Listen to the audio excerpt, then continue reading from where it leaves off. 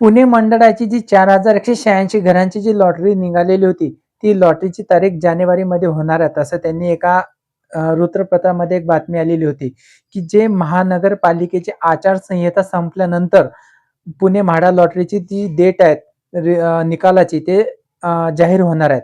पण आता ही जी लॉटरीची डेट आहे ते आणखी महिनाभर लांबलेल्यावर गेलेली आहे.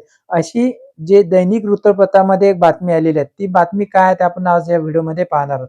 चॅनलवर तुम्ही पहिल्यांदा असाल चॅनलला सबस्क्राईब करा, व्हिडिओला लाईक करा, म्हणजे असेच तुम्हाला सिडको आणि म्हाडा लॉटरीचे जे लेटेस्ट अपडेट आहेत त्या चॅनलवरती तुम्हाला मिळत असतात. पुणे मंडळाची जी लॉटरी निघालेली होती त्या लॉटरीला 2 वेळा मुदतवाढ देण्यात आलेली आहे. 4186 घरांची ही लॉटरी होती.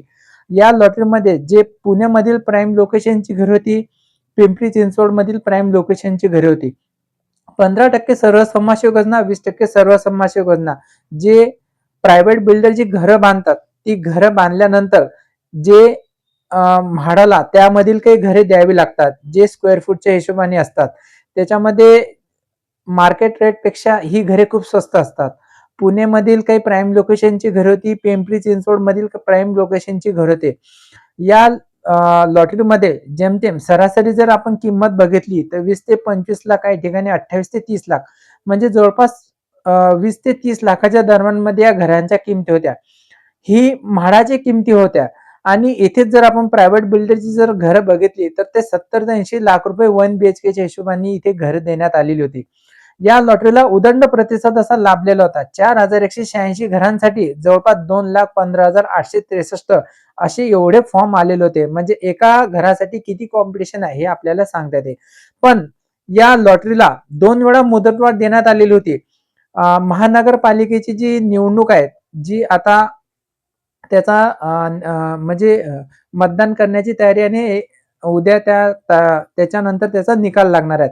या महानगरपालिकेच्या निवडणुकीमुळे जवळपास 1 महिना आणखी ही लॉटरीची जी सोडत आहे ती पुन्हा लांबणीवर गेलेली होती.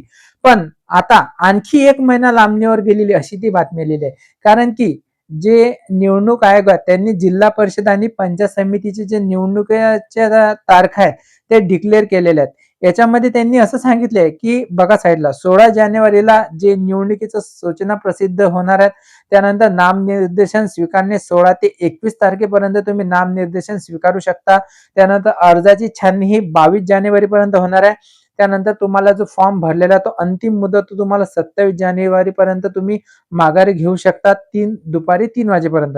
आणि तुम्हाला चिन्हांचं वाटप होणार आहे 27 जानेवारी, मतदान आहे 5 फेब्रुवारी आणि मतमोजणी होणार आहे 7 फेब्रुवारी. म्हणजे 7 फेब्रुवारी नंतर जी म्हाडाची जी लॉटरी आहे त्याची तारीख डिक्लेअर होणार. त्याच्या पहिले म्हाडाचा निकाल लागणार नाही असं त्यांनी त्या प्रसिद्धीमध्ये दिलं. ती बातमी पण आपण लावणार आहोत. म्हणजे आपल्याला असं सांगता येते की म्हाडाची जी तारीख आहे ते आणखी 1 महिना निकालाची ती पुढे लोटण्यात आलेली आहे असे आपल्याला सांगता येते. त्यांची बातमी पण आलेली आहे, ते साईडला लावलेली आहेत. तर अशी ही म्हाडा लॉटरी बद्दल आपल्याकडे ही बातमी आलेली आहे. व्हिडिओ आवडला असेल व्हिडिओला लाईक करा, चॅनलला सबस्क्राईब करा. काही प्रश्न असतील तर कमेंट करा, आपण त्या कमेंटला उत्तर देऊ. भेटू महत्वपूर्ण व्हिडिओ घेऊन, तोपर्यंत विश्रांती घेतो. धन्यवाद.